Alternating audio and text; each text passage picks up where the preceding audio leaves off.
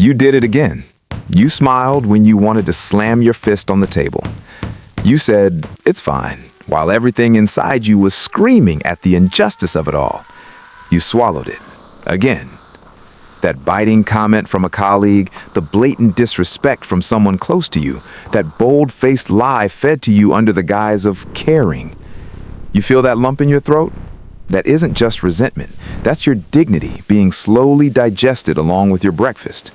Since childhood, you've been fed a narrative. Be the bigger person. Forgive and move on. Anger only destroys you. That is a lie. The world wants you to be convenient. It wants you to be toothless. Society profits when you turn your raw, pulsing energy of protest into sterile, lifeless forgiveness. We are taught that holiness is the absence of teeth, that kindness is the inability to fight back. But what if I told you that your suppressed forgiveness is a slow-motion suicide? What if your anger isn't a defect, but the most honest part of who you are? It is your only true compass in a world that is constantly trying to bite off a piece of you. Today, we're taking the masks off. Over the next 10 minutes, I'm going to break down the neurobiology of your rage. I'll explain why pathological forgivers are actually rotting from the inside out. And I'm going to teach you how to forge your anger into the steel that builds your new life. If you're ready to stop being a victim of your own kindness, subscribe to Soul Alchemy. We don't do toxic positivity or sugar-coated fluff here. Let's dive in. Neurobiology of rage. Why anger is essential. Your body is smarter than your moral principles. When a virus enters your system, your temperature rises. Does it hurt? Yes. Is it uncomfortable? Absolutely. But it means you are alive and you are fighting. Anger is exactly the same thing for your psyche. From an evolutionary standpoint, anger is a boundary violation signal. The second someone steps onto your territory, your amygdala floods your system with a cocktail of norepinephrine and cortisol. Your heart rate spikes, your muscles tense. This is a biological command. Protect yourself. Average people fear this surge. They feel the heat and frantically try to douse it with a bucket of shame. I'm a bad person for being angry. I should be calm. They betray their own biology. They are turning off the alarm system while the thieves are hauling the furniture out of the house. A master of soul alchemy acts differently. They understand if I feel rage, an injustice is happening. Anger doesn't make you a bad person. It makes you a sighted person. It's your internal guard dog. It only growls when a stranger puts their hand on your fence. Kill the dog, and your home will be looted. The takeaway: never apologize for your anger. That's like apologizing for having skin that protects your nerves from infection. Psychosomatics: how patience destroys your health. Let's talk about the true cost of your long suffering. Psychosomatics isn't woo-woo esotericism, it's cold, hard physiology. When you suppress anger, it doesn't vanish. The law of conservation of energy applies to your mind, too. If you don't release that energy outward, it pulls a 180-degree turn and strikes inward. This is called autoaggression. Your shoulders turn to stone. Your stomach begins to digest itself. Your skin breaks out in stress-induced rashes. Chronically nice people are the primary clients for oncologists and cardiologists. Look at convenient people. Their eyes are dull. Their handshakes are limp. They spend 90% of their life force just keeping the lid on a boiling cauldron of unspoken grievances. They have no energy left for creativity, for intimacy, for business, or for life itself. They aren't good. They are exhausted.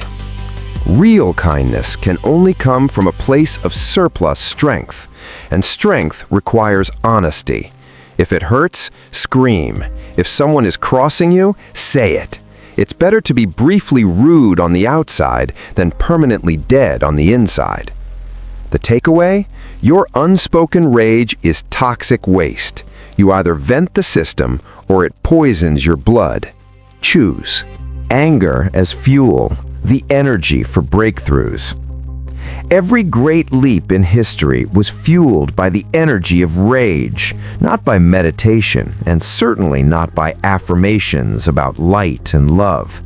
Steve Jobs was in a rage over terrible user interfaces. Martin Luther King Jr. was in a rage over racial inequality. Athletes break world records when their blood is boiling with competitive spite. Anger is concentrated action energy.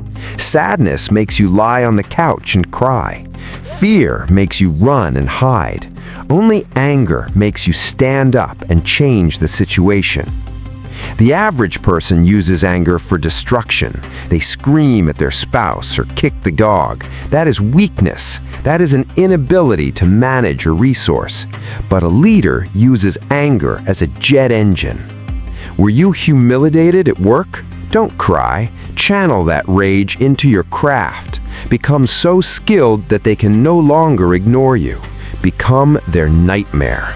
Were you dumped? Don't beg. Channel that fury into your body, your income, and your charisma. Anger is fire. In the hands of a fool, it burns the house down. In the hands of a master, it melts the ore and forges a blade. The forgiveness trap. Who is it really for? They tell you, forgive and you'll feel better. But do you know who actually feels better after you forgive?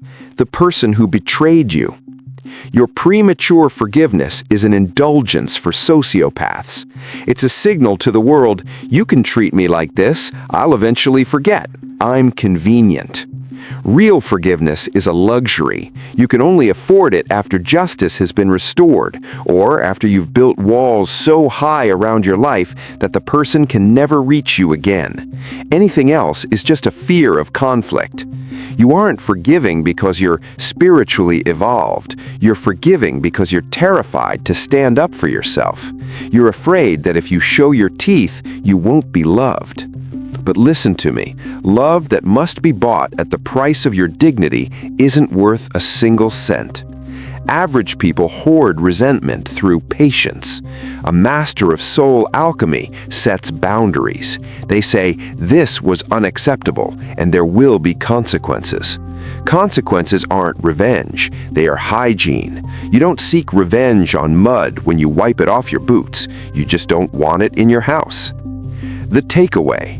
Forgiveness without a change in the other person's behavior is just complicity in your own humiliation. Having enemies is normal. Being the nice guy for everyone is a diagnosis. The secret of charisma: integrated aggression. Have you ever noticed we are drawn to people who seem slightly dangerous? Not criminals, but people whose eyes say, "Don't play games with me." This is integrated aggression. Carl Jung called this the shadow. If you cut off your ability to be angry, you amputate your charisma. You become flat, two-dimensional, and uninteresting. Charisma is when people feel the steel blade hidden behind your politeness. We don't respect people who can't cause harm. We respect people who could be dangerous, but consciously choose peace. To choose peace, you must first have a weapon. Your anger is that weapon. When you accept your capacity for rage, you actually relax. You no longer have to hustle or look for approval in everyone's eyes. Your yes gains value because everyone knows you are capable of saying no.